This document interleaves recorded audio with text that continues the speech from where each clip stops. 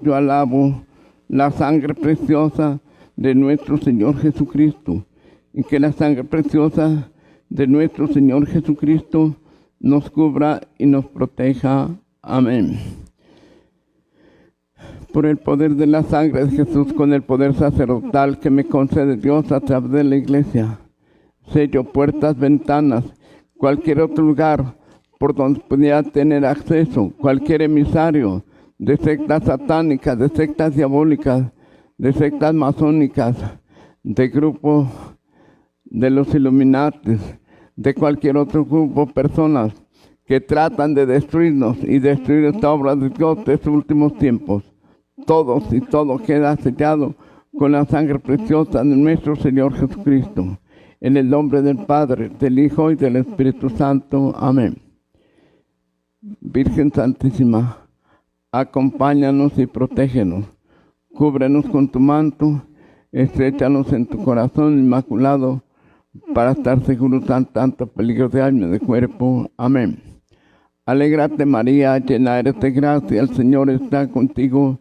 Bendita tú entre las mujeres, bendito es el fruto de tu vientre Jesús. Santa María, Madre de Dios y Madre nuestra, ruega por nosotros pecadores, ahora y en la hora de nuestra muerte. Amén. Esposa del Espíritu Santo, ven y cúbrenos con tu manto. En el nombre del Padre, del Hijo y del Espíritu Santo. Amén. Vamos a empezar a ver acerca de la revelación, porque muchas de estas cosas no están en la revelación pública o en la Sagrada Escritura, pero sí han sido revelaciones privadas. Lo primero que encontramos, razón por la cual hasta ahora Dios hace la denuncia de los espíritus malvados. Anteriormente no se sabía tantos detalles sobre estos espíritus malignos. Entonces, ¿por qué hasta ahora? Muchas veces nos preguntamos el porqué de la información, de forma de actuar de tantos espíritus perversos que actúan en la oscuridad. En lo que hemos ido viendo y analizando, creo que todos somos testigos más o menos de las cosas que hemos vivido, sobre todo cuando vemos esas ataduras, esos sellos, esas tendencias a esos pecados. Entonces en la Escritura no encontramos en una cosa de esta, ni en la teología. Cada etapa, porque hasta ahora, cada etapa de la evolución de la humanidad ha tenido cierta información de cómo Dios quiere que se lleve a cabo la liberación. Una de las cosas de la liberación es pues que desde el momento en que Cristo moría por nosotros, su pasión, su muerte, su resurrección, o lo que llamamos redención, y el derramamiento de sangre, era para vencer a Satanás y a todos sus espíritus malignos. Pero no se había especificado todo el nombre de los espíritus y cómo actúan los espíritus. Entonces, en las distintas etapas, Dios manifiesta una cosa, otra, porque se necesita. Entonces también porque yo creo que en el mundo siempre ha habido perversión, pero nunca como la que hay ahora. Entonces que nosotros nos diéramos cuenta cómo son y cómo actúan esos espíritus, lo ha querido revelar hasta en este tiempo. Su deseo de liberar está presente desde que creó a la humanidad, sabiendo que ha estado inmensa y asida. El enemigo, Satanás, que ha formado un ejército con los demonios traidores a Dios y a la humanidad. Trata de arrebatar a los hijos con codicia y con maldad. Entonces siempre es en la maldad, es el deseo de quitarle a Dios, a los humanos, a los hijos que Dios creó. Ese es su trabajo. ¿Por qué? Porque él tiene una venganza y un coraje desde que cometió el pecado y fue expulsado del cielo. Entonces, cuando él se dio cuenta que Dios había creado al hombre y que el hombre iba a ocupar su lugar en el cielo, entonces dijo, aquí voy a luchar para que no se salven. Y miren qué lucha tan fuerte ha tenido y cuánto ha conseguido. Entonces por eso ahora nosotros, o se nos presenta toda esta teología de liberación, para que nosotros nos demos cuenta que esto existe y cómo tenemos y debemos de defendernos. No pensar que lo malo que sucede es casualidad, es así, sino saber con precisión certera de cómo el demonio con sus espíritus están siempre atacando y tratando de destruir al hombre. Cuando Dios creó al hombre, lo hizo con una capacidad de estar unido a Él a través de su vida espiritual, que significa total obediencia a Dios. El primer tiempo, ¿verdad?, en el paraíso, antes de que el hombre pecara, estaban las relaciones con Dios como tenían que ser. Dios lo acompañaba, Dios lo visitaba, platicaba con él y el hombre se realizaba. Estaba en unión, en comunión con Dios. Y no olvidemos que su plan de Dios era que el hombre estuviera un tiempo en el paraíso y después llevarlo al cielo y llegar a la visión beatífica de conocer a Dios como Él se conoce. Ese fue el plan de Dios desde el principio. Pero luego vemos cómo Satanás empieza allí desde el paraíso y logra lo que quería: engañar al hombre para que desobedeciera a Dios. Y ya con esa desobediencia el hombre rompe su relación con Dios. Y fíjense cómo actuó Dios en ese tiempo.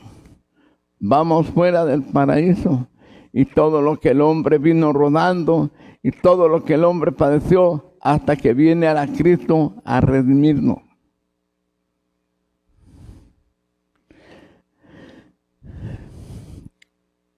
Y así poder combatir a Satanás, el maldito, ser libre y tener acceso a vivir en el paraíso. La unión espiritual con Dios es la respuesta para obtener plenitud, felicidad completa, beneficio de su unión filial con Él. Solo cuando el hombre logra esto es verdaderamente feliz y libre. Cuando totalmente se libera. Y la pregunta es esta: ¿podemos librarnos? Sí, por la sangre de Cristo. Entonces, analizamos dos cosas: la situación, el problema de lo que nos pasa de cualquier clase. Y aquí está el remedio para que tú puedas salir y ser feliz. Porque de nada nos serviría que se nos hiciera ver las faltas, el pecado y todo esto, pero no pudiéramos salir, que nos íbamos a ganar con eso. Peor nos íbamos a sentir. Pero tener el conocimiento de la realidad, que es lo primero que tenemos que hacer. descubrirnos a nosotros mismos, analizarnos qué es lo que pasa, qué es lo que nos está pasando y luego cómo tenemos que hacer para salir de esto. Si uno de ustedes dice, pues yo no ocupo esto, yo estoy libre, bueno, no lo ocupas porque estás libre. Pero en estos tiempos, ¿podrá haber algún libre? Claro, algunos que ya han logrado grandes pasos de santidad, que han llegado a ese abandono total, que han logrado vivir en la voluntad de Dios. A esos Satanás ya no los tienta. ¿Saben por qué? Porque Satanás es muy soberbio y cuando le hace a uno la lucha y ve que no cae, para él es una humillación. Mientras que él nos pone la tentación y nosotros caemos, para él es un triunfo. Entonces, cuando alguien ha crecido ya en santidad y vive la voluntad de Dios en ese abandono, no le hacen las tentaciones y entonces él ya ni lo tienta. A ¿para qué me entretengo si no puedo con él? Pero con este, entonces allí va y revuelca a nosotros. Pero a él ya no lo tienta. Entonces, esto es lo que nosotros tenemos que buscar para que de veras un día se quiten todas las tentaciones y el Señor es el que nos da la gracia y lo podremos lograr con su ayuda, por su sangre derramada en la cruz, no por nuestras fuerzas. La unión espiritual con Dios es la respuesta para obtener plenitud, felicidad completa, beneficio de su unión filial con Él. Pero Satanás, sabiendo esto, se ha propuesto la separación del hombre con su Dios. Esa es la meta. Lo separo y así nos va trabajando y todos tenemos esa experiencia, más o menos, a través de su pecado, logrando así controlar todo lo que ahora está perdido. Todo el mal que vemos lo ha logrado Satanás. ¿Cómo? A través del pecado. Vean ustedes, por ejemplo, a nivel nacional y mundial, cómo hay gobiernos tan perversos, cómo hay dictaduras, cómo hay tantas cosas, y lo que estamos viendo y lo que se prepara, hasta ya llegue el hombre a la perversidad como el mismo demonio. Es una realidad que nadie podemos negar, ¿verdad? No vamos a tapar el sol con un dedo. Sí te puedes tapar el ojo con un dedo para no ver al sol, pero no lo puedes tapar al sol con el dedo.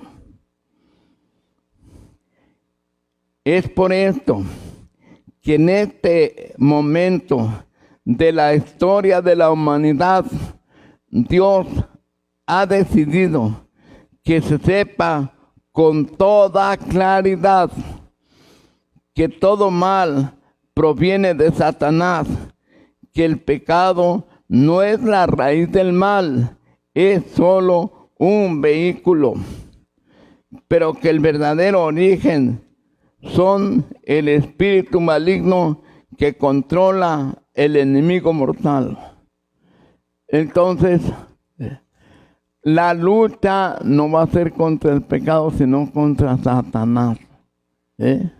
Ahí está. Porque les voy a poner una comparación, la causa al efecto. El dolor de cabeza. Tú te curas con una aspirina, pero la cabeza te vuelve a doler y tomas aspirina y aspirina. Tú estás curando el efecto, pero ¿dónde está el mal? Es lo que se tiene que investigar. ¿Por qué me duele la cabeza? Entonces así, la causa del mal es el maligno. El pecado es el efecto de lo que el demonio hace. Entonces, tenemos que quitar, expulsar, sacar de nosotros al demonio y entonces saldrá el pecado.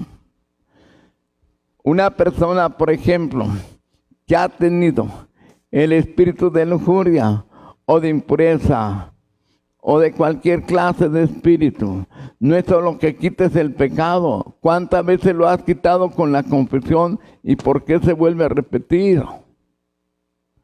Saca de ti ese espíritu de lujuria, de impureza. Saca de ti ese pecado de soberbia. Saca de ti ese espíritu de impaciencia y entonces ya no volverás a aquello. Sacarlo y cuidar que no entre, porque tú has aprendido ya en dónde, cómo son las puertas o ventanas que se abren y el espíritu entra. Entonces, por eso les repito,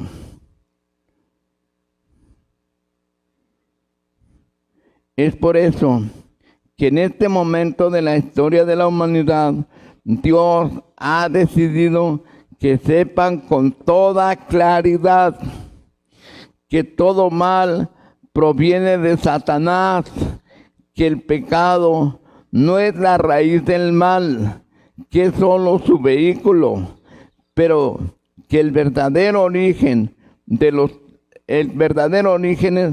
son los espíritus malignos que controla el enemigo mortal, a los que manda.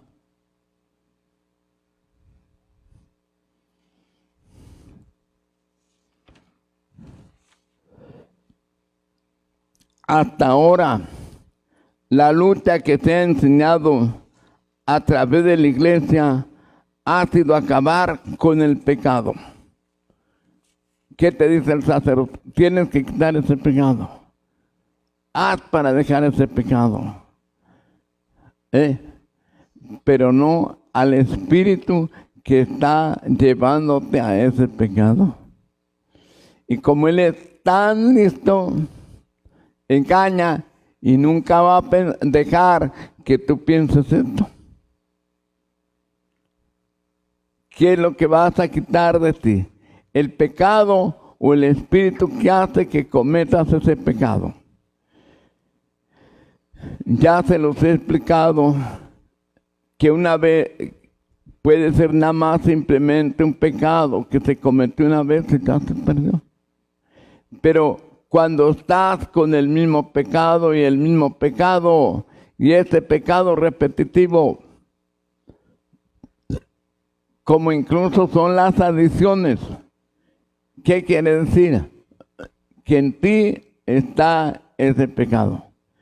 Miren, un sacerdote que entiende esto y cuando se va a confesar, no solo tiene que dar la absolución del pecado, tiene que expulsar ese espíritu de pecado de esa persona.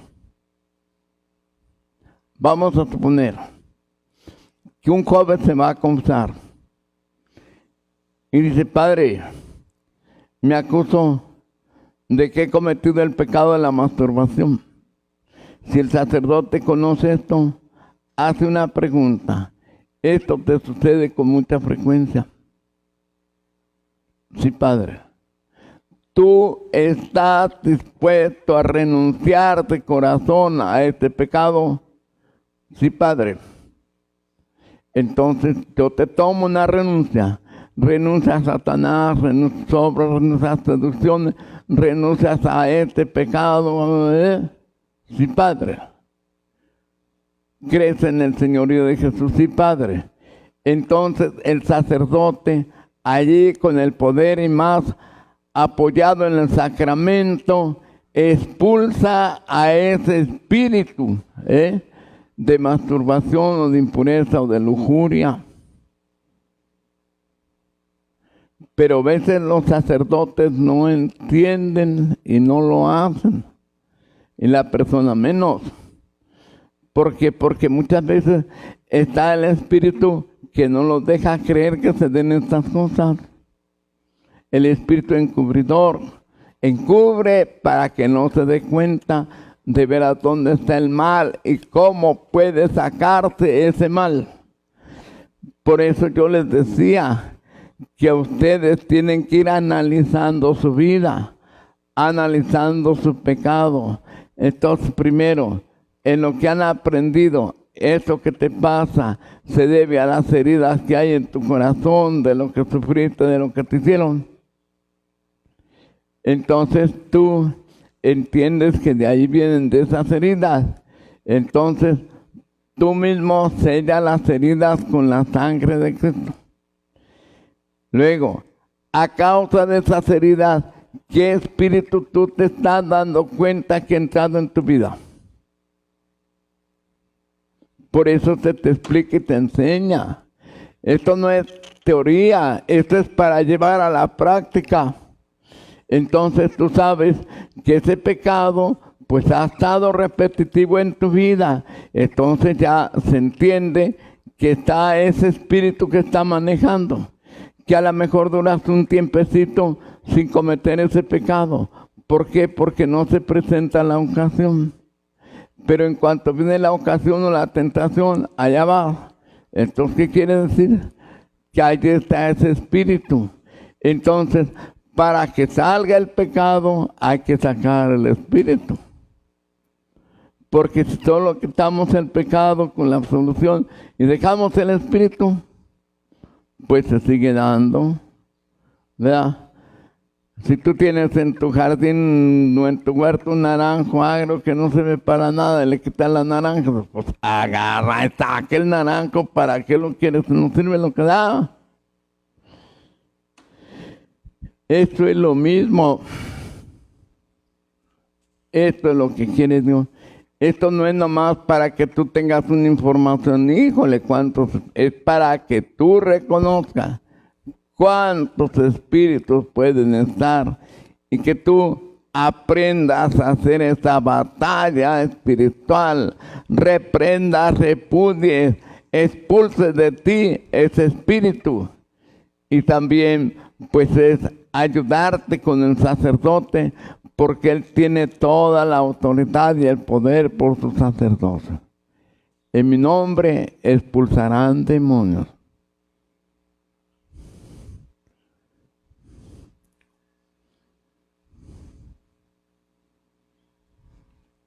Repito, hasta ahora la lucha que se ha enseñado a través de la iglesia ha sido acabar con el pecado para que pudiéramos desarrollar el autocontrol de nuestros actos. Pero al constatar la tragedia producida por los avances del malo, Dios decidió darnos armas para acabar con la raíz del pecado. ¿Te convence o no? Ahora, tú respondes, porque hay pecado que has querido dejar y no has podido. ¿Ustedes creen que el espíritu se va a querer salir? Y él se ríe. Ay, que ni hace que se concentre, pero al cabo me lo vuelvo a fregar. Y ahí va, y ya la persona cada vez va cayendo más, y hay veces ya le da vergüenza confesarse porque el padre le conoce y le anda sacando la vuelta a un padre y se van con el otro, y es la misma historia, el mismo pecado. Yo creo que en este caso ustedes tienen que descubrir, entender, sacerdote que comprenda esto, y que tú con conciencia les digas, Padre, yo creo que tengo este espíritu, porque me ha pasado esto y esto, y yo he querido y no he podido. Entonces allí ahora no va a entrar solo tu discernimiento, va a entrar el discernimiento del sacerdote. Y va a entrar la acción del sacerdote. Ahora, ¿cuál es el propósito de la liberación? ¿Para qué es esto que estamos aprendiendo? El propósito.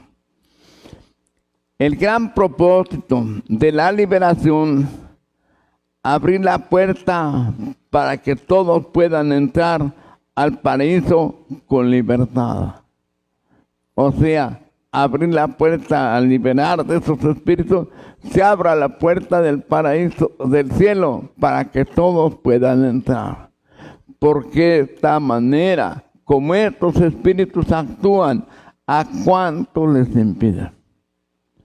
Yo te aseguro que tú me estás escuchando y que entiendes, a decir, ¿por qué yo no supe esto antes para que mi vida hubiera sido de otra manera? Pero el Señor tiene un momento para cada persona y para cada caso. Por eso, cuando estamos en el momento, hay que aprovecharlo.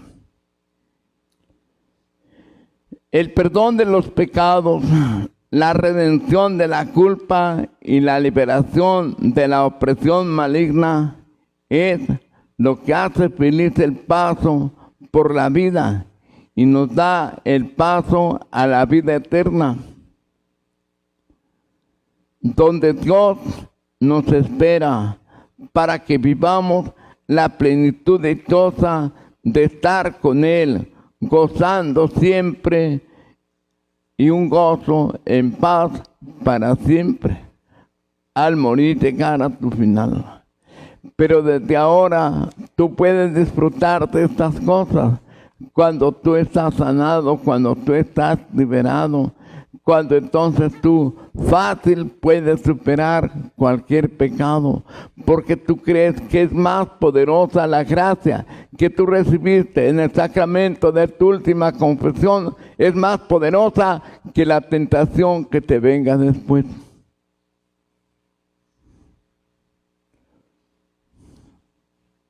Dios ordena la liberación. Hay que aclarar a todo el pueblo y nación que la lucha fiera contra el traidor ha sido una orden de nuestro Padre Dios. Dios quiere que luchemos contra esas fuerzas del mal. Y si Dios quiere una cosa y nos la pide, Él nos da lo que nosotros necesitamos. Es por voluntad de Él que tengamos esa liberación o esa libertad verdadera de los hijos de Dios. No crean que lo que Dios nos manda te lo compararía. Tú tienes un perrito ahí, está amarrado, tiene un lazo de 3 metros, pero tú le pones un huesito, ¿verdad?, a 3 metros con 1 centímetro. ¿Y qué hace el pobre perro? Pues mueve la cola y las orejas, pero nunca le va a llegar. ¿Por qué? Porque está atado. Entonces así pasa muchas veces con la vida espiritual. Tú quieres salir, pero no puedes. Y cuando tú ya tienes la experiencia de estar en gracia y sientes esa presencia de Dios, y sientes esa paz y sientes esa alegría, dices, ahora sí ya no voy a volver. Pero al ratito viene el malvado. ¿Qué hace? De vuelta.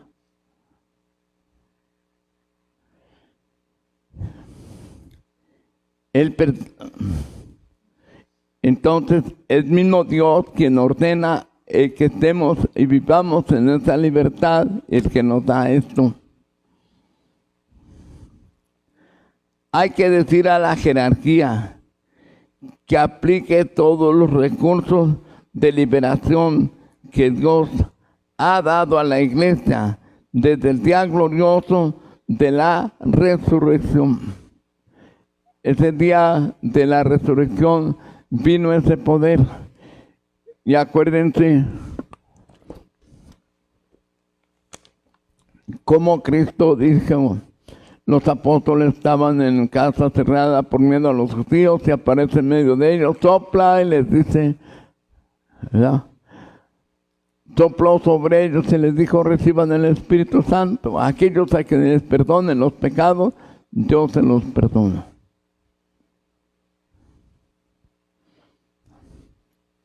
Entonces, esto lo quiere Dios desde la gloriosa redención y resurrección. Hay que decir a todo el mundo que no desperdicien el tiempo precioso que otras consigan fuera del deseo del Padre Dios. Ese sería también el deseo de tu salvación. Pero ¿qué le pasa? No le importa. Tiene otros pensamientos. Todos son trabajos de los espíritus. Se preocupa por esto, se preocupa por lo otro, hace acá y allá. ¿Y su salvación? ¿Para qué? De todos modos, ¿cómo duermo y vivo? Entonces, hay que despertar en nosotros y en los demás el deseo de la salvación. El recordar y saber que Dios no te creó para este mundo, que tú estás de paso, y que tengas la ilusión y el deseo de llegar al cielo. Entonces, cuando tú tienes ese deseo, tú vas a buscar todos los medios para poder llegar, y entonces es cuando tú vas a encontrar lo que es la liberación. Tú vas a entender, pero al que no le importa su salvación, no le va a importar la liberación. Y así tenemos pues muchas veces que a la persona que le dicen, oye, confiésate, ¿para qué me confieso? Yo no he robado, no he matado. No tiene conciencia, ni le importa su salvación, ni le importa nada. Lo que le importa es vivir para sí mismo. Y si hay de esos tienes en tu casa, evita mejor decirles, para no discutir y llegar hasta pelearse, mejor ora por ellos. Ora. Pide al Espíritu Santo que ilumine su conciencia para que él solo caiga a la cuenta de que está mal. Porque si la conciencia no es iluminada, entonces nosotros no tenemos conciencia. Si no tenemos conciencia, pues pensamos que estamos bien. Quizás nosotros mismos hemos pasado por ahí en otro tiempo. Cuando no teníamos conciencia de Dios o del pecado, pues sabíamos más o menos, ¿verdad? Pero ahora que tú vas teniendo conciencia, híjole, qué mal andaba, ¿verdad? Ahí podemos decir o entender esto.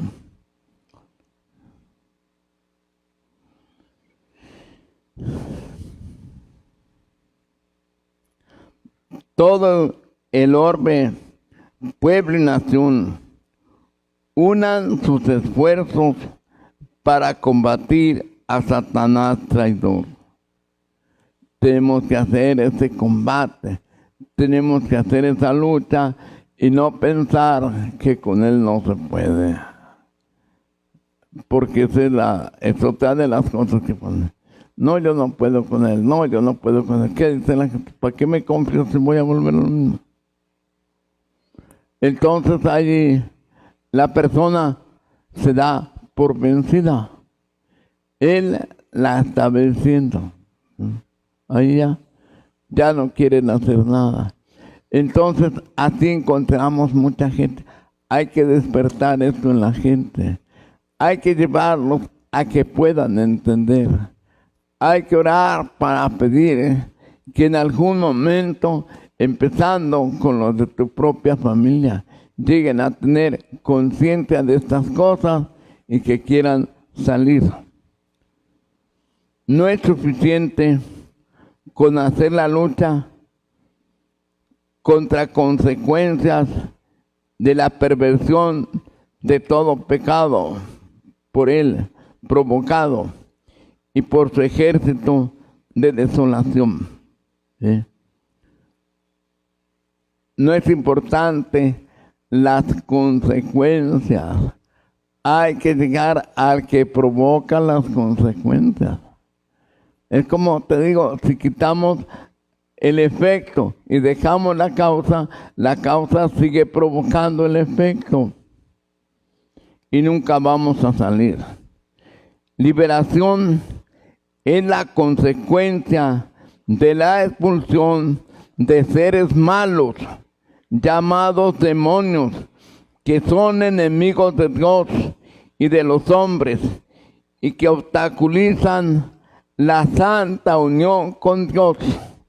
Ese es su nombre, ese es su trabajo, esa es su misión, eso es lo que hacen constantemente.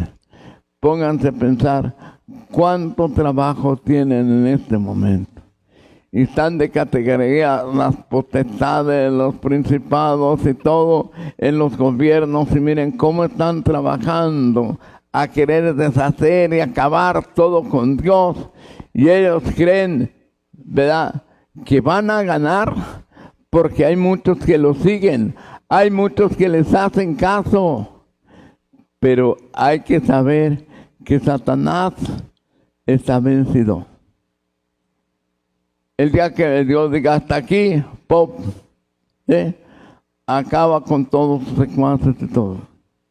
Y entonces quedarán aquellos que estaban con Dios.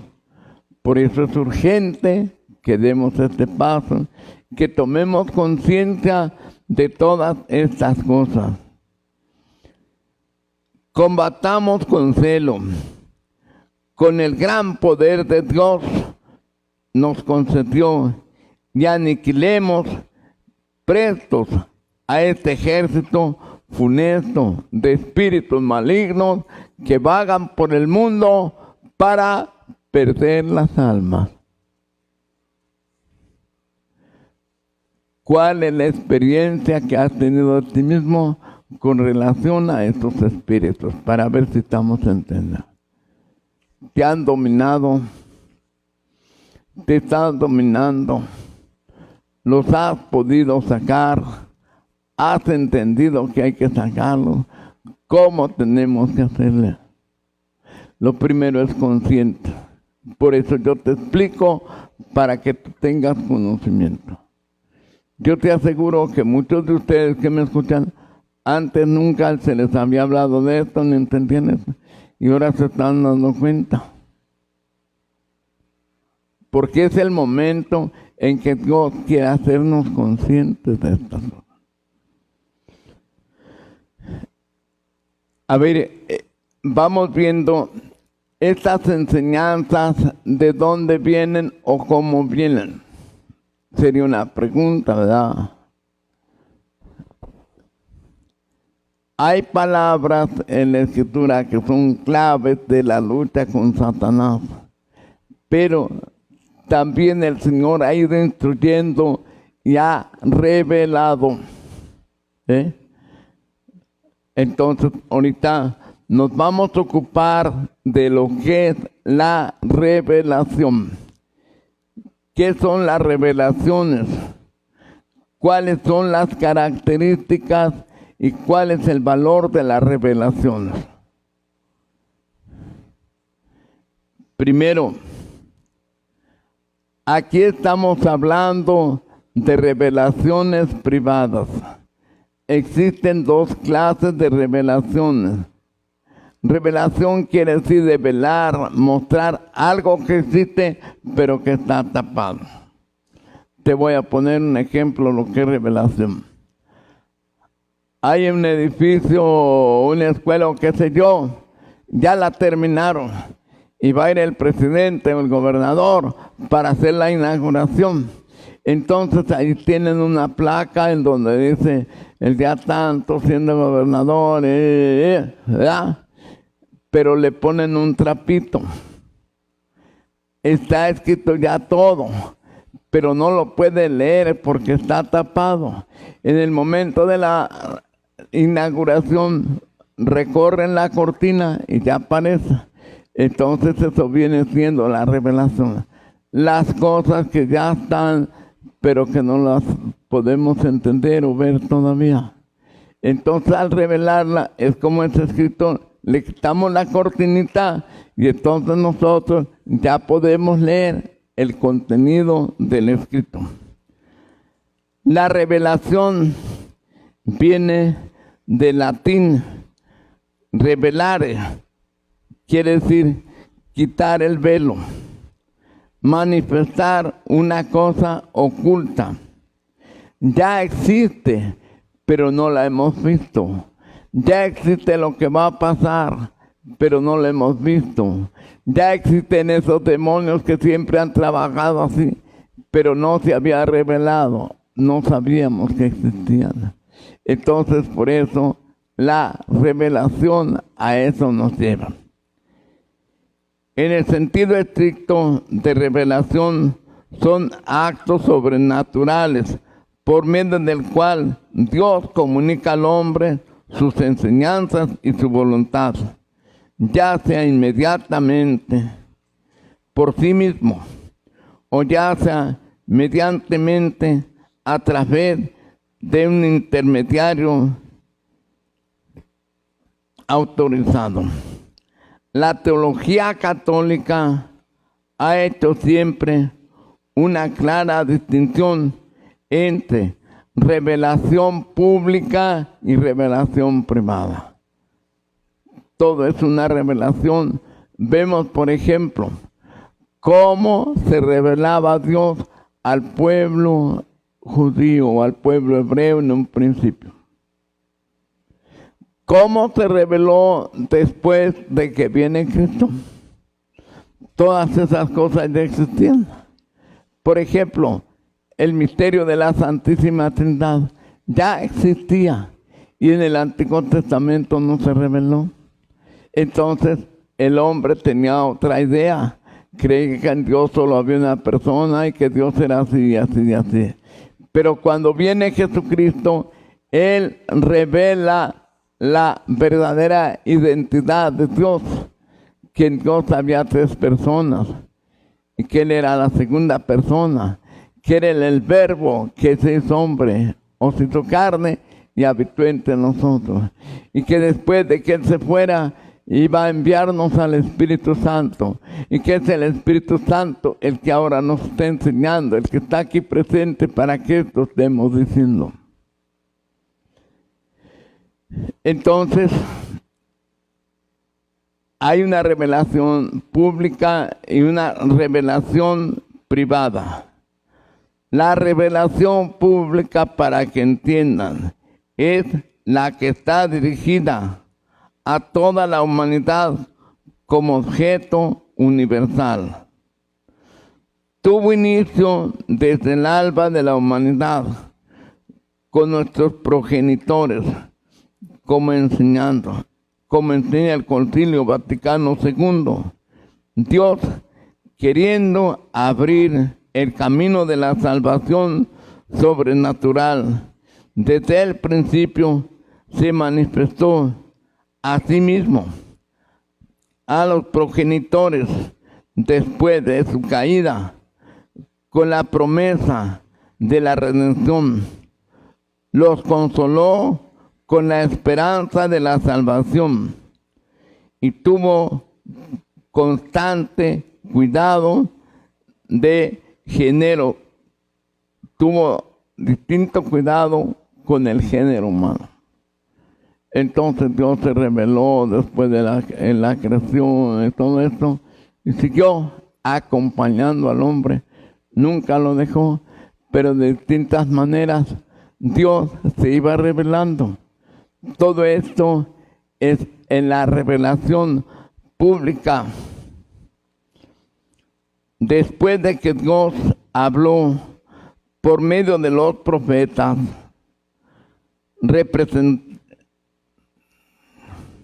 reprendiendo y en otras formas animando al pueblo, finalmente nos habló por medio de su Hijo.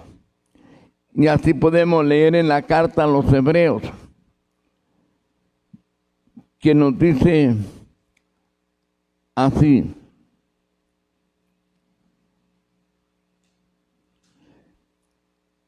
en un principio Dios habló en el pasado a nuestros padres por medio de los profetas. En estos últimos tiempos nos ha hablado por medio de su Hijo, a quien instituyó heredero de todo, por quien también hizo el mundo. Envió realmente a su Hijo.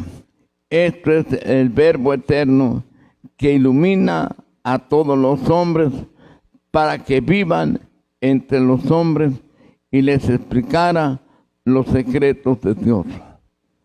Entonces toda esa revelación, fíjense, cómo Dios te ha ido revelando. En dos partes en la revelación pública, Antiguo y Nuevo Testamento. ¿Cómo fue la revelación de Dios en el Antiguo Testamento y cómo es la revelación de Dios en el Nuevo Testamento? En el Antiguo Testamento, Dios se revela por medio de los profetas. ¿Qué es el profeta? El profeta era el hombre de Dios a través del cual Dios le hablaba a su pueblo y le decía lo que quería comunicarle. La misión del profeta era esto: advertir, denunciar y proclamar. Entonces, si no dejan esto, va a pasarles esto. Siempre así eran los profetas. Aquí lo vemos claro, por ejemplo, el profeta Jonás, que revela o que le dice a Nínive: si Nínive no se convierta, Nínive dentro de 40 días será destruido. Entonces, pero eso fue en el Antiguo Testamento.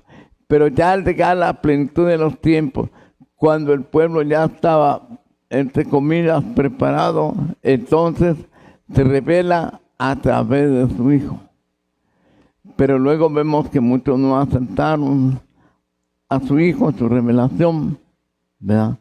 Sobre todo la iglesia de ese tiempo, porque ya estaba muy echada a perder y ya a los dirigentes no les convenía como Jesús estaba poniendo las cosas que había.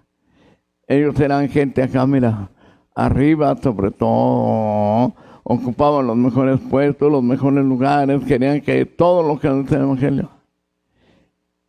Pero ¿qué ejemplo le estaba dando Jesús? Se perdía entre la multitud. Él no esperaba que la gente llegara a la sinagoga, sino que él iba a buscarlo. Y lo dice claro: en busca de la oveja perdida. Y ahora podemos ver la iglesia cómo estamos. No nos estamos yendo de nuevo a esos tiempos. Por eso es lo que quiere el Señor, que seamos como Él. Él sale a buscar a las ovejas, no las ovejas lo busquen a Él. Y si tiene las 100 y le falta una, deja las 99 y va en busca de la oveja perdida. Pues esto quiere el Señor de la iglesia en este tiempo. En este nuevo Pentecostés, cuando el Espíritu Santo renueve la iglesia, yo pienso que así va a ser. En buscar, en ir al encuentro de las personas. Oye, te vengo a saludar. Casi no te he visto en la iglesia. A ver qué te pasa. Vamos platicando. Orar como Jesús pasaba la noche en oración, para luego llegar al corazón. Esto es lo que se ocupa. Cristo cumple y completa la revelación pública y confirma con el testimonio divino de Dios que está con nosotros para liberarnos de las tinieblas del pecado y de la muerte, para que optemos para la vida eterna. La doctrina cristiana, en cuanto significa alianza nueva y definitiva, no se acabará nunca y no es la esperanza. Alguna otra, no es esperar alguna otra revelación pública antes de la manifestación gloriosa de nuestro Señor Jesucristo, que conserve el mandato sin tacha ni culpa hasta la manifestación de nuestro Señor Jesucristo, dice San Pablo en su primer carta a Timoteo. Entonces con Jesús se sella la última alianza con el pueblo. no con sangre de animales, sino con su propia sangre, que es la que nos libera. Y allí, con Jesús, se cerró la revelación pública.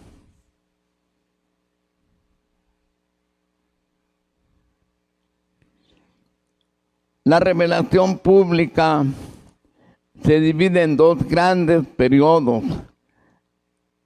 La judaica, lo que el Antiguo Testamento, y el cristianismo del Nuevo Testamento.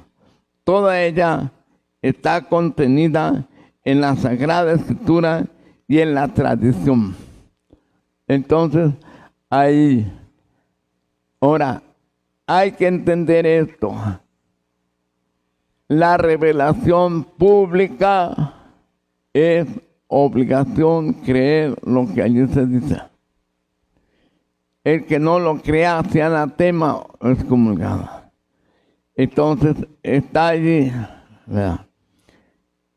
Antiguo Testamento, Nuevo Testamento, tradición de la Iglesia. Y también lo que nos dice o nos enseña el magisterio de la Iglesia. El magisterio de la Iglesia está compuesto por el Papa y los obispos a él obedientes. Porque si un obispo no está obediente, no está en comunión con el Papa, vámonos, está fuera.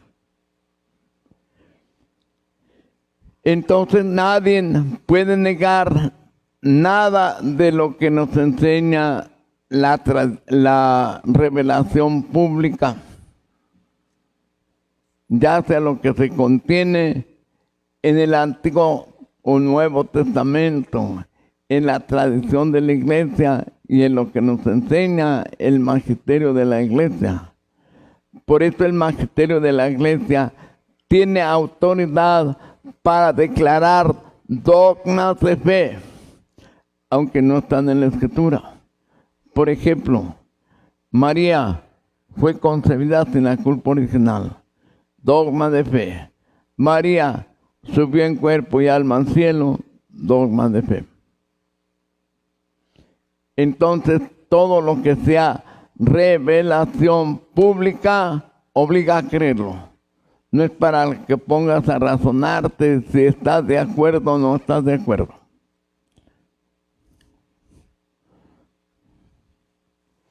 Ahora, por otra parte, la revelación privada son las revelaciones que están dirigidas a una sola persona, por eso están privadas. A una sola alma o a un cierto número de almas, no como en la revelación pública que se dirige a toda la humanidad. Otras veces la revelación privada está hecha a un momento y a unas circunstancias por las que está pasando aquella comunidad o el mundo, ¿verdad? Por lo que está pasando. Entonces Dios se revela en esas revelaciones privadas. Pero en esa revelación privada no te obliga a creerlo. Ahora, la revelación privada está también compuesta de visiones y de apariciones. Entonces, las apariciones de la Virgen, de los santos, de Jesús, se atribuyen a la revelación privada. Entonces, sí, por ejemplo, la aparición más antigua que tiene la Iglesia de la Virgen es la de Guadalupe, aprobada por la Iglesia. Después sigue la de Lourdes, aprobada universal por toda la Iglesia. Por último, en la de Fátima. Solo esas tres revelaciones están aprobadas ya por la Iglesia y que se reconocen universalmente.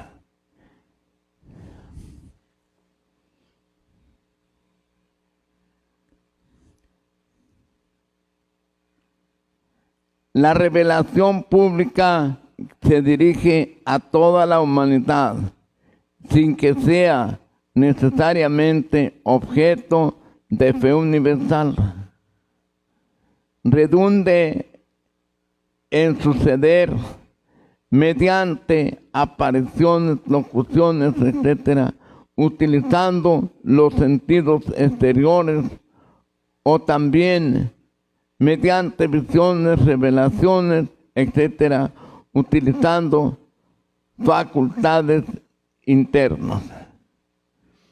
Todo esto es en esa revelación privada. Cualquiera Dios se la puede dar. Ahora, en estas revelaciones privadas puede ser que Dios te esté dando algo personalmente, o te lo esté dando para otros, o te lo esté dando para una comunidad. Entonces, muchas de estas cosas que estamos viendo han sido en revelación privada. Pero la revelación privada, para que sea aceptada por la iglesia y tenga valor, tiene que estar apegada a lo que diga la revelación pública. Porque si la revelación pública dice una cosa y aparece una revelación privada que es contrario, anatema, no puede ser de Dios. Porque Dios no se va a contradecir en lo que ya está diciendo en la revelación pública, ahora en la privada. O sea, la revelación privada viene siendo lo de la revelación pública, pero explicada en ciertas circunstancias. Vamos, por ejemplo, a analizar una revelación privada, la Virgen de Fátima, que era lo que decía, que Dios ya estaba cansado de los pecados, que ya dejaran de pecar, que nos dice la revelación pública, conversión, que se haga penitencia, que se ofrezca ayunos, que se hagan sacrificios, que se haga más oración. Es lo mismo que nos dice la revelación pública, pero se adapta a ciertos momentos y circunstancias de la historia de la humanidad y de la iglesia, porque está pasando ciertas circunstancias difíciles. Entonces es para acomodar a la mentalidad de la gente, que entiendan aquello que urge. Hagan de cuenta que la revelación privada es para urgir. ¿Cuántas veces, por ejemplo, ha sido esa revelación privada apariciones de la Virgen? ¿Cuántas veces en distintas partes del mundo esas manifestaciones de la Virgen ha sido llorando, pero no lágrimas, sino lágrimas de sangre? ¿Qué quiere decir con eso? El dolor que la situación del mundo, del pecado, le están causando. Porque miren, en todas estas cosas, la Santísima Virgen se encuentra, como decimos, entre la espada y la pared. ¿Por qué? Porque por una razón, ella ve y sabe el amor que Cristo nos tiene y cómo derramó hasta su última gota de sangre. Ella sufre cómo le paga a la humanidad, con ofensa, con pecado. Le duele lo que está sufriendo su Hijo, cuando su Hijo dio todo por nosotros. Pero también le duele lo que sabe que le viene al hombre, o le va a venir por el sufrimiento, por el pecado. Entonces ya están por los dos lados. Por eso para ella es mucho el sufrimiento que está viviendo en este tiempo. Hay veces que nosotros no pensamos. Entonces por eso ella busca a alguien que la consuele. ¿Cómo puedo consolarla? Cuando lloro, cuando yo me ofrezco, cuando yo me consagro, cuando yo soy obediente, cuando yo le canto, cuando yo la alabo. Todo eso que le puede consolar, teniendo en cuenta cuántas veces, en cuántos problemas de mi vida, ella me ha consolado. Que pasa algo y sabemos que ya le está doliendo. Entonces, consolar a la madre, aquí estoy, yo te amo por los que no te aman, mira, y así que tú le empieces a abrir tu corazón, pero que seas sincero en lo que estás diciendo. Que aquellas palabras te lleven a actuar de acuerdo a lo que estás diciendo. No que simplemente sean solo palabras huecas y vacías. Esto es urgente en este tiempo.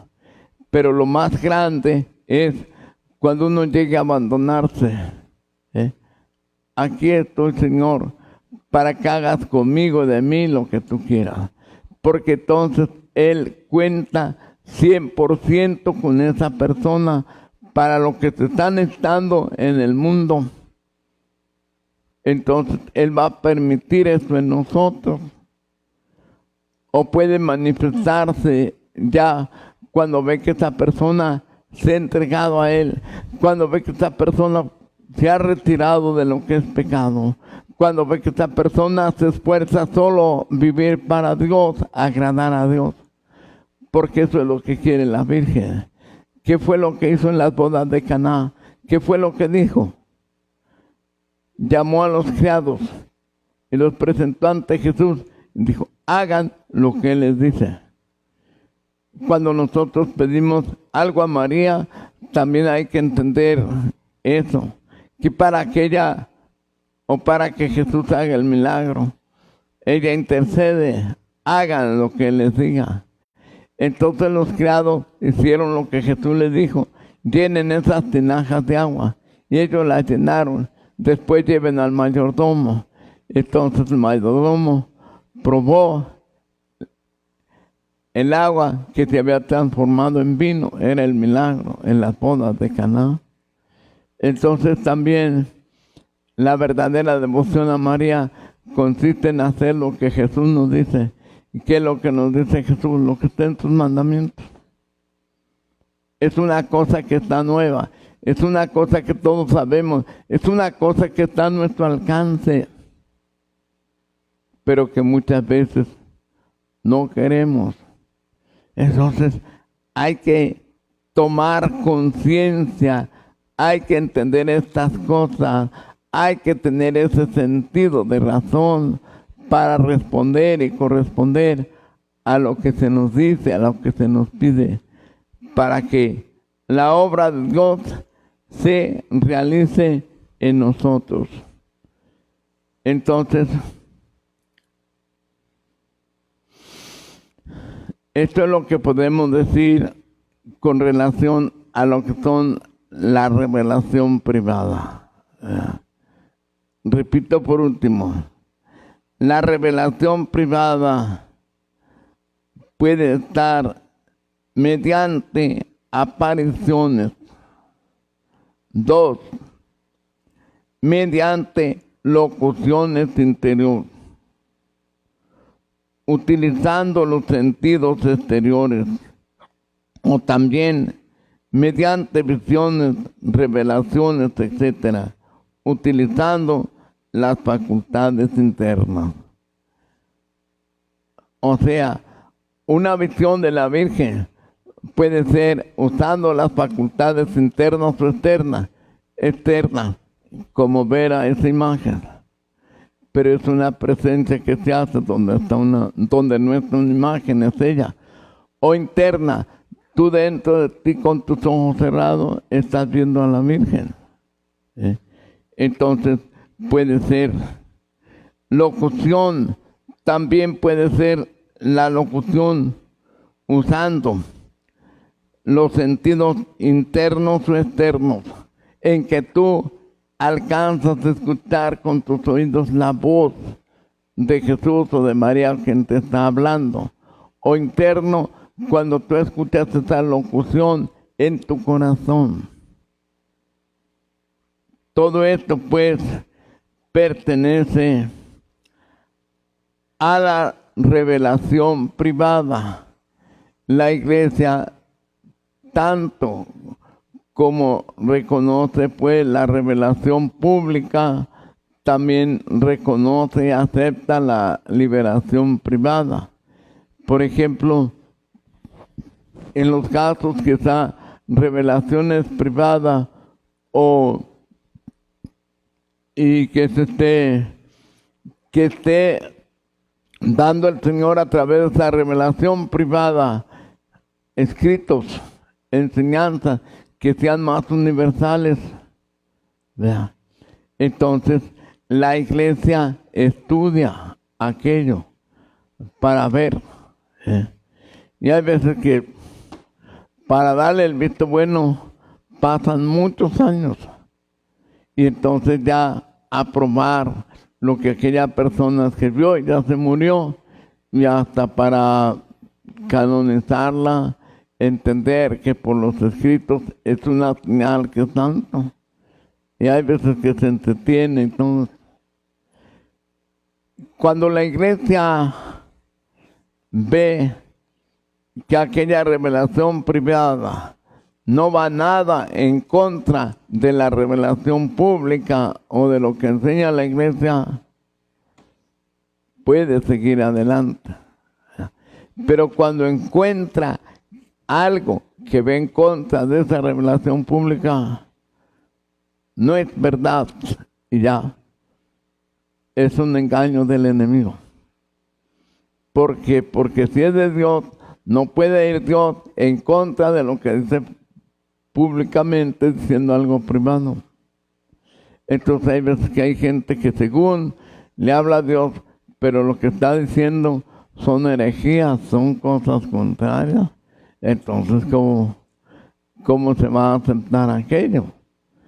Entonces, ahí es donde entra pues el discernimiento de espíritu para ver.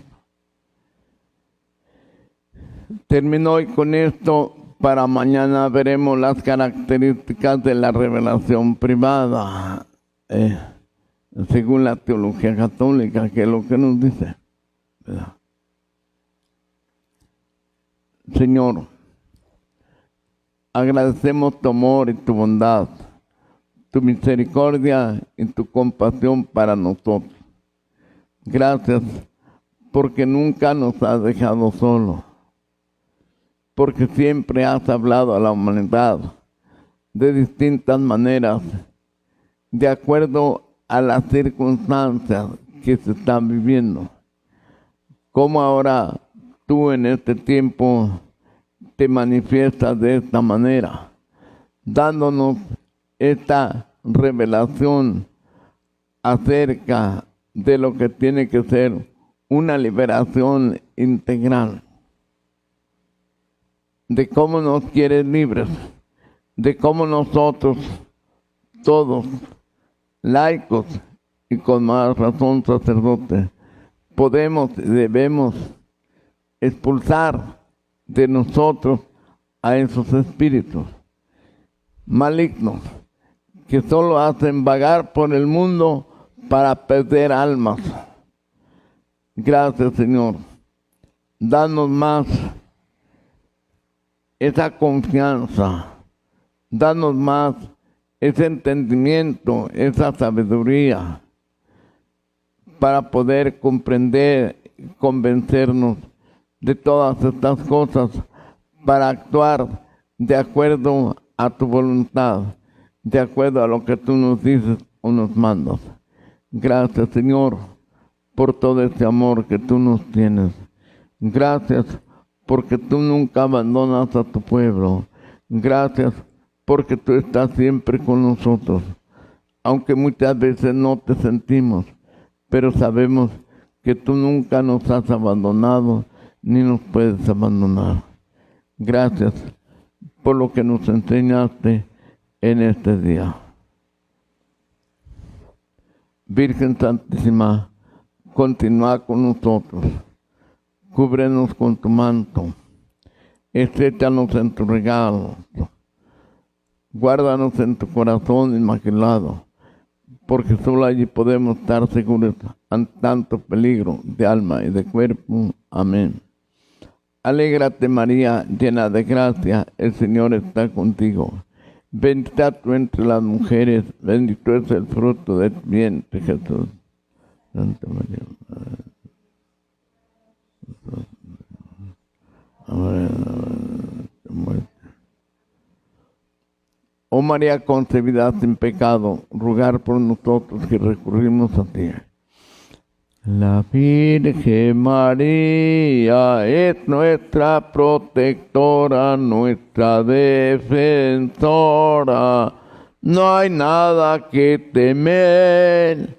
Somos cristianos y somos mexicanos. Guerra, guerra contra Lucifer. Somos cristianos y somos mexicanos. Guerra, guerra contra Lucifer.